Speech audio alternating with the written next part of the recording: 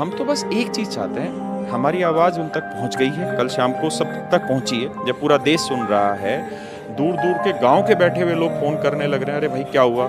जिनको कोई पता भी नहीं होता, तो सरकार तक ये बात पहुँच गई है। सरकार को ये समझना होगा कि आप एक ब्लाइंड बच्चे को, एक अंधे बच्चे को जम्मू से सेंटर देते हैं एग्ज़ाम का दिल्ली। एक अंधा बच्चा जम्मू से दिल्ली आता है और जब वो दिल्ली आता है तब उसे पता चलता है कि उसका सेंटर बदल दिया गया है, दिल्ली नहीं, अब वो वापसी जाने लग रहा है। तो आप सोचिए क्या वो बच्चा देगा एग्ज़ाम? नहीं।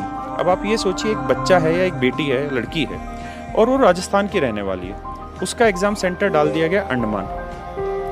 अंडमान जाने का कितना खर्चा लगेगा? आज के टाइम में फ्लाइट भी करेगा 20-25 हज़ार रुपये मिनिमम खर्चा लगेगा। एक बच्चा जो 99 रुपये का कोर्स नहीं ले पा रहा है, वो यूट्यूब पे पढ़ने लग रहा है। हमारे यूट्यूब पे सब्सक्राइबर क्यों हैं? कोई हम आप लोगों की तरह कोई न्यूज़ चैनल की बातें थोड़ी बताते, करंट अफेयर थोड़ी बताते, हम पढ़ाते हैं यूट्यूब पे फ्री खड़े होके वहाँ पे। तो बच्चा इसलिए हमसे 80-80, 90-90 लाख जुड़ा हुआ टर्नओवर मिले।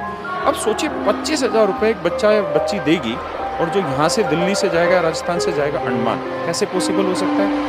उस भारत के गाँव से जहाँ आज भी लड़की को अकेले नहीं निकलने दिया जाता है, लड़की के साथ उसका भाई जाएगा या उसकी माँ जाएगी, और आप उससे उम्मीद कर रहे हैं कि एक लड़की वहाँ जाए और फिर एसएससी की तरफ से जवाब ये आता है कि हम अपने टाइम पे धक्के खा के जाते थे। अरे सर, आप अपने टाइम पे धक्के खा के जाते थे तो आप अपनी औलाद को भी तो एक दिन धक्के खिला दीजिए, एक दिन उनको भी तो भेजिए। भाई यहाँ जितने भी बच्चे हैं वो किस बैकग्राउंड के हैं?